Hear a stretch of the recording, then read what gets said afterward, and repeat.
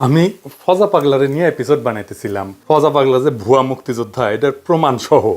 কারণ কয়েকদিন আগে নূর বলছিল ফজলুর রহমানের মতো মুক্তিযোদ্ধারা এই দেশটাকে উপহার দিচ্ছেন, তাই এই মুক্তিযোদ্ধাদের বেলুনটা চুপসায় দেওয়া দরকার ছিল। এছাড়াও লতিফ সিদ্দিকীদের দেয়া ৭১ মঞ্চের মাধ্যমে আমি বয়ান ফেরি করার চেষ্টা করেছে, মানে চিপা চাপি যা পাবে তাই দিয়া ঢুকবে আওয়ামী লীগ। আর আজকে হঠাৎ করিয়া নূরকে মারাত্মকভাবে আহত করলো সেনাবাহিনী। হ্যাঁ, সেনাবাহিনী, পুলিশ কিছু দেখা গেছে, কিন্তু পুলিশের তরফ থেকে কোনো নির্দেশনা যায়নি, গেছে সেনাবাহিনীর তরফ থেকে। যদিও ফজা পাগলারে নিয়ে কিছু করি নাই, কিন্তু এই সমস্ত ঘটনা কিন্তু একই সুতায় বাঁধা। আমি দেখাই দেবো একে একে। আগে দেখি এই হামলায় সেনাবাহিনীর কে কে ছিল। আজকের হামলা হয়েছে লেফটেন্যান্ট কর্নেল রকিব, অধিনায়ক 18 ইস্ট বেঙ্গল, বর্তমানে জেলে থাকা আওয়ামী জেনারেল সালাউদ্দিন মিয়াজির ব্যক্তিগত স্টাফ ছিল, এবং এর সাথে ছিল লেফটেন্যান্ট কর্নেল আফজালুর রহমান। এই দুইজনের সরাসরি নেতৃত্বে এই হামলাটা হয়েছে। আর হামলার মূল হোতা, মানে যার কাছ থেকে পারমিশন এসেছে, সে হচ্ছে 9ম পদাতিক ডিভিশনের জিওসি মেজর জেনারেল আসাদ আর এক আওয়ামী লেসপেন্সার। তার আদেশেই রকিব আর আফজাল হামলাটা করছে। গণ অধিকারের অফিসের ভিতরে ঢুকে আসবাবপত্র ভাঙচুরের পাশাপাশি টয়লেট ভেঙেও নেতাকর্মীদের উপরে হামলা করছে সেনাবাহিনী। নূরকে আইসিইউ নেওয়া হয়েছে। আমি ব্যক্তিগতভাবে খোঁজ নিছি, আঘাত গুরুতর, তবে খারাপ কিছু ঘটবে বলে ডাক্তারদের আশঙ্কা নাই। এবং আইসিইউ আসলে নেওয়া অবস্থার অবনতির জন্য না, বরং অবনতি যেন আরো না হয় তার আগাম ব্যবস্থা হিসেবে এটা করা হয়েছে।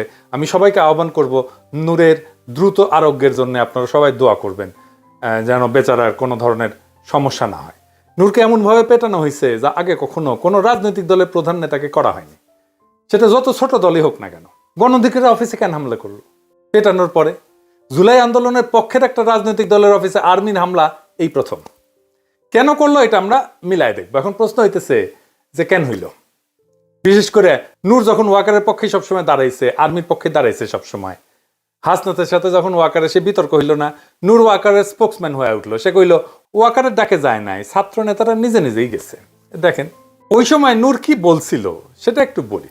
মানে আর্মিরে পাম দিয়া নূর বলছিল 5ই আগস্টের অভ্যুত্থানে সেনাপ্রধান ওয়াকারুজ্জামান গুরুত্বপূর্ণ ভূমিকা রাখছিলেন। 90 স্বৈরাচার এরশাদকে যেভাবে তৎকালীন সেনাপ্রধান নুরুদ্দিন খান জানাই দিয়েছিলেন, মিস্টার প্রেসিডেন্ট আপনাকে ক্ষমতা ছাড়তেই হবে। বর্তমান সেনাপ্রধান ওয়াকারুজ্জামানও কিন্তু শেখ হাসিনার আত্মীয় হইয়াও তাকে 4ই আগস্ট জানাই দিয়েছিলেন, প্রধানমন্ত্রী আপনাকে ক্ষমতা ছাড়তে হবে। আর সেনাবাহিনীকে টার্গেট করে এই ধরনের বক্তব্য আসাটা আমি সম্পূর্ণভাবে উদ্দেশ্যমূলক এবং অভিসন্ধিমূলক বলে মনে করি। এই গণ অভ্যুত্থানে সেনাবাহিনীর বড় একটা ভূমিকা ছিল, যা ভুলে গেলে চলবে না। সেনাবাহিনীর দিছে ওরে শান্টিং, এখনো এটা শান্টিং ভুলে গেলে এখন হয়। আর ভিডিও দেখি, শুনেন। সেনাবাহিনী এই ছাত্র জনতার গণ অভ্যুত্থানের শুরু থেকেই আমাদের সাথে ছিল, এবং তাদের ছাত্র জনতার পাশে এসে দাঁড়ানোর ফলেই এই আন্দোলন চূড়ান্ত রূপ পেয়েছে। এবং দেশপ্রেমিক সামরিক বাহিনীকে সেজন্য আমরা ধন্যবাদ জানাই।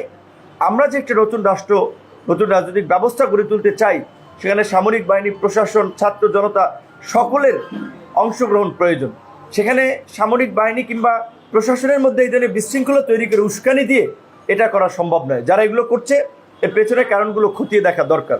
এমনকি এই ম্যাট খাওয়ার আগে, এই কিছুক্ষণ আগে, ম্যাট খাওয়ার কিছুক্ষণ আগে নূর কি বলছিল সেটা দেখি।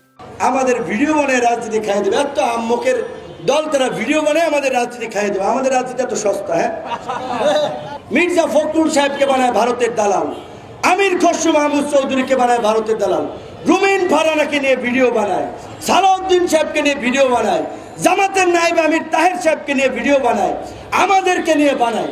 তাহলে এই দেশে আর রইলটাকে বাকি? তাহলে তাদের রাজনৈতিক এজেন্ডাটা কি? এই দুষ্ট লোকগুলো সূক্ষ্মভাবে মানুষকে বিভ্রান্ত করছে, মানুষের ব্রেন ওয়াশ করার চেষ্টা করছে।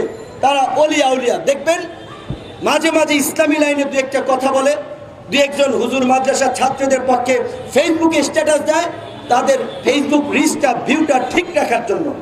তারপরে ওই ভিডিও বানিয়ে সেদিন নাকি শুনেছি ওয়ালটনের কাছে পাঠিয়েছে।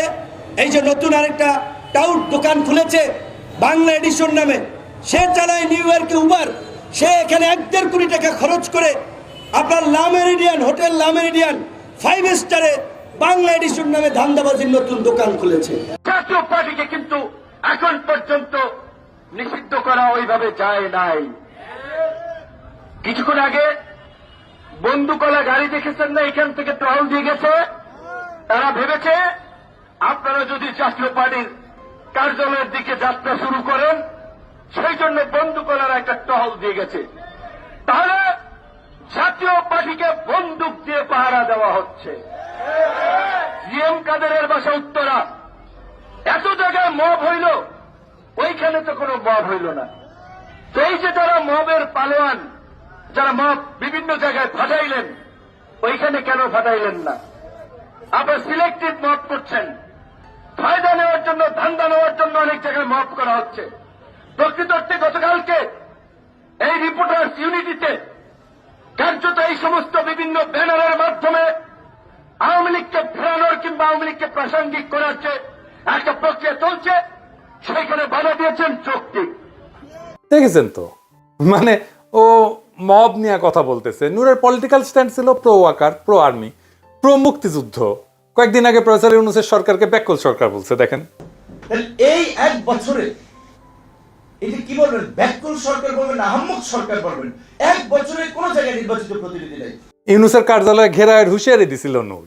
ভাঙচং ভাওতাবাজি বাদ দিবেন। ডিসেম্বরের মধ্যে আহত পরিবারকে 8 লক্ষ টাকা এবং নিহত পরিবারকে 1 কোটি টাকা করে আপনারা যদি সহায়তা দিতে ব্যর্থ হন, জানুয়ারিতে আমরা প্রধান উপদেষ্টার কার্যালয় ঘেরাও করবো। আমরা তার মানে গণ অভ্যুত্থানের যে সরকার, সেটার বিরুদ্ধে আর্মির পক্ষে নূরের সবসময় অবস্থান ছিল, যেটা ইন্ডিয়া এবং আওয়ামী লীগের একটা কাঙ্ক্ষিত অবস্থান। এই সরকারকে মেরুদণ্ডহীন এবং দুর্বল বলছে। বলছে 11 মাসে নাকি তারা, মানে প্রেসিডেন্ট সরকার স্বপ্নকে দুঃস্বপ্নে পরিণত করছে। ডক্টর ইউনূসকে নিয়ে আমরা অনেক আশাবাদী হয়েছিলাম, অনেক স্বপ্ন দেখেছিলাম এবং স্বপ্নের বাংলাদেশ বিনির্মাণ করতে চেয়েছিলাম, কিন্তু 11 মাসে আমাদের স্বপ্ন দুঃস্বপ্নে পরিণত হয়েছে। এই কথা আরো 6 মাস আগেও বলছে, যখন মাত্র 5 মাস হয়েছে সরকারের ক্ষমতা নেওয়ার। দেখেন, শুনেন। 5 মাসেও সরকার এখন পর্যন্ত বিভিন্ন পরিস্থিতির নিয়ন্ত্রণে খুব দক্ষতার পরিচয় দিতে পারে নাই। আবার বলতেছে লেজে গবরে করে ফেলছে 10 মাসে। মানে সে বলতেই আছে, সে 5 মাস পর থেকে এই সমস্ত আলাপ দিতেই আছে। এমন কি এই সরকারকে পুনর্গঠনের দাবি জানাইছে নূর। বলছে যে এই অন্তর্বর্তীকালীন সরকার মানুষের আকাঙ্ক্ষা অনুযায়ী কাজ করতেছে না, বেশি অক্ষম হইলে ক্ষমতা ছেড়ে দিতেও বলছে। শুনেন, ডক্টর মোহাম্মদ ইউনূসকে বলবো, আপনি যদি কোনো সমস্যা বোধ করেন, আপনি যদি রাষ্ট্র পরিচালনায় কোনো চ্যালেঞ্জ বোধ করেন, সমস্ত রাজনৈতিক দলের শীর্ষ নেতৃবৃন্দকে আপনি ডাকেন, তাদের সাথে খোলামেলা আলোচনা করেন। আজকে আমরা সমস্ত রাজনৈতিক দল যদি এই সরকারকে সাপোর্ট না করি, সরকার টিকতে পারবে না। এমনকি এটাও বলছে অন্তর্বর্তী সরকারের ক্ষমতা হস্তান্তর শান্তিপূর্ণ হবে কিনা সেটা তার সন্দেহ আছে। তার মানে এরা মাইর খাবে। দেখলেন তো, মাইর খাওয়ার আগেও কথা বলছে মব নিয়ে, যে জিএম কাদেরের বাসার সামনে কেন মব হইল না। আবার শোনান এডিটর সাহেব। জাতীয় পার্টিকে কিন্তু এখন পর্যন্ত নিষিদ্ধ করা ওইভাবে যায় নাই। কিছুক্ষণ আগে বন্দুকওয়ালা গাড়ি দেখেছেন না, এখান থেকে টহল দিয়ে গেছে। তারা ভেবেছে আপনারা যদি জাতীয় পার্টির কার্যালয়ের দিকে যাত্রা শুরু করেন সেই জন্য বন্দুকওয়ালার একটা টহল দিয়ে গেছে, তাহলে জাতীয় পার্টিকে বন্দুক দিয়ে পাহারা দেওয়া হচ্ছে। জিএম কাদেরের বাসা উত্তরা, এত জায়গায় মব হইল, ওইখানে তো কোনো মব হইল না।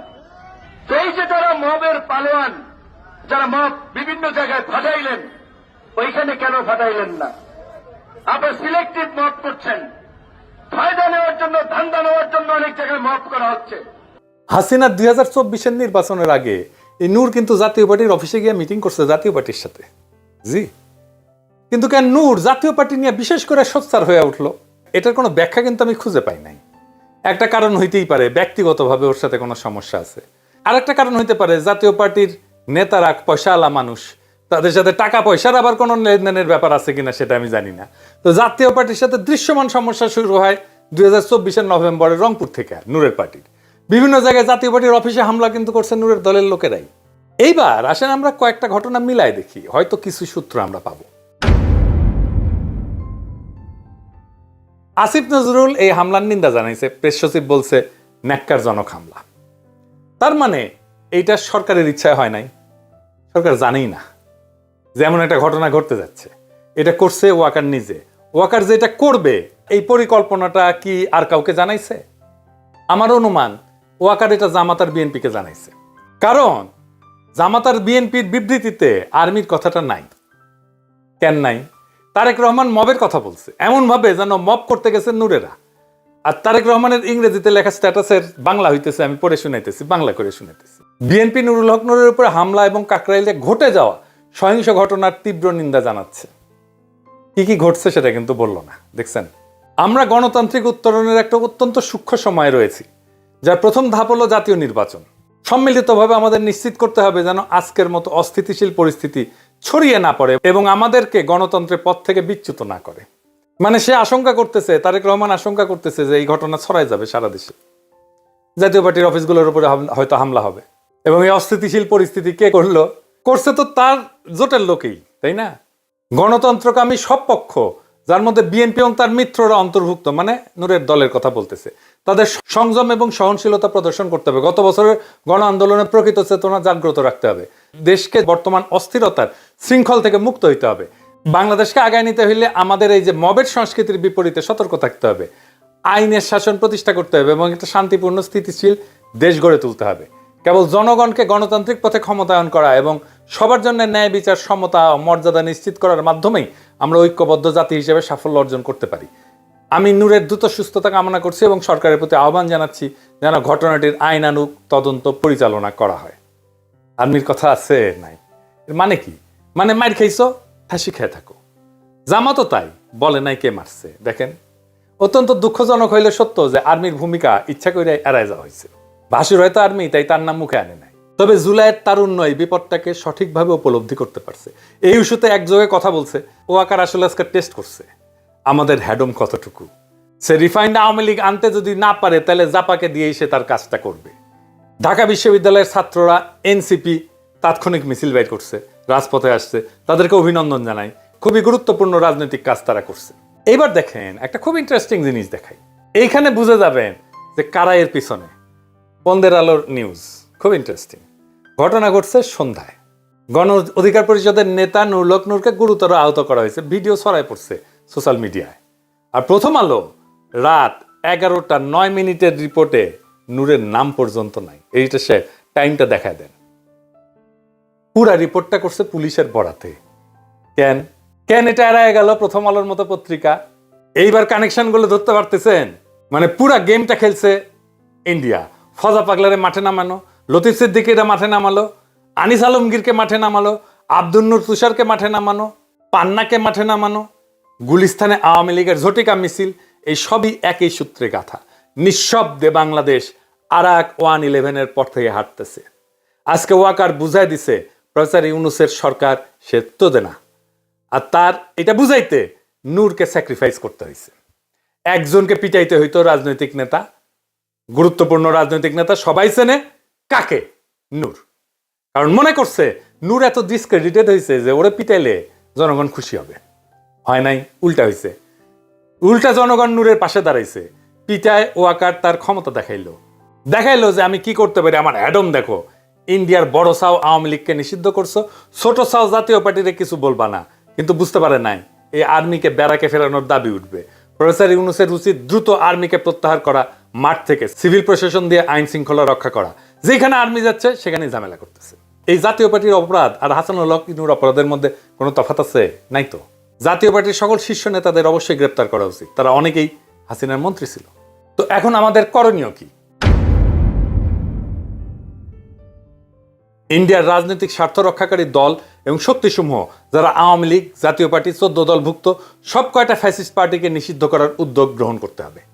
গণ অভ্যুত্থানে নেতৃত্ব প্রদানকারী শক্তিসমূহ এবং পক্ষ অবলম্বনকারী রাজনৈতিক দলগুলোকে অতি দ্রুত একসাথে বসতে হবে। যেখানে বিএনপি, জামাত ইসলাম, এনসিপি সহ খুনি হাসিনা সরকারের উৎখাতের আন্দোলনের সহযোগী অন্য দলগুলোর ঐক্যবদ্ধভাবে ফ্যাসিবাদের দোসর এবং ইন্ডিয়ার এজেন্ট জাতীয় পার্টি এবং 14 দলকে নিষিদ্ধ করার কর্মসূচি দিতে হবে। আজকের এই হামলা কেবল নূরের মাথা ফাটানো না, নূরের গায়ে লাঠি পড়া না, এটা আমাদের গণস্বপ্নকে ভাঙার চেষ্টা। সেনাবাহিনী আর ভারত পুষ্ট দোসরেরা ভাবছে যে ভয় দেখায় ছাত্র জনতাকে চুপ করানো যাবে, কিন্তু তারা ভুল করছে। বাংলাদেশের মানুষ ভয় পায় না, ভয় করা ভুলে গেছে। ভয় পাওয়াইছে হাসিনা অনেক দিন, সেই ভয় ভেঙেই হাসিনাকে সে তাড়াইছে। জনগণ পিছু হটবে না, ইতিহাস কাউকে মাফ করে না। আওয়ামী লীগ, জাতীয় পার্টি, 14 দল যে যার রঙে রাঙায় নিজেদের বাঁচাইতে চাইতেছে, তারা সবাই 2024-এর জুলাই বিপ্লবের পরাজিত শক্তির দোসর। আজকে বাংলাদেশকে রক্ষা করতে হইলে এই দোসরদেরকে নিষিদ্ধ করতে হবে। সেনারা ব্যারাকে ফিরুক, আইন শৃঙ্খলা রক্ষা করবে জনগণের সরকার, সিভিল প্রশাসন জনগণের প্রশাসন। আমরা চাই ভারতের দালালি থেকে মুক্ত একটা স্বাধীন রাষ্ট্র, আত্মমর্যাদাশীল রাষ্ট্র। আজকে সকল গণতন্ত্রকামী শক্তিকে এক টেবিলে বসতে হবে। বিএনপি, জামাত, এনসিপি, ছাত্র সমাজ সবাই মিলে ঘোষণা দিতে হবে, আমরা ফ্যাসিবাদের শেষ চিহ্ন মুছে দেব। ফ্যাসিবাদের সহচর সকল রাজনৈতিক শক্তিকে আমরা বাংলাদেশের রাজনীতি করতে দেব না। আমরা ভারতের দালালি ভাঙব। আমরা বাংলাদেশের ভবিষ্যৎ নতুন করে লিখব। যত আঘাত আসুক, যত ষড়যন্ত্র হোক, ইতিহাসের চাকা আর পেছনে ঘুরবে না। ইনকিলাব জিন্দাবাদ।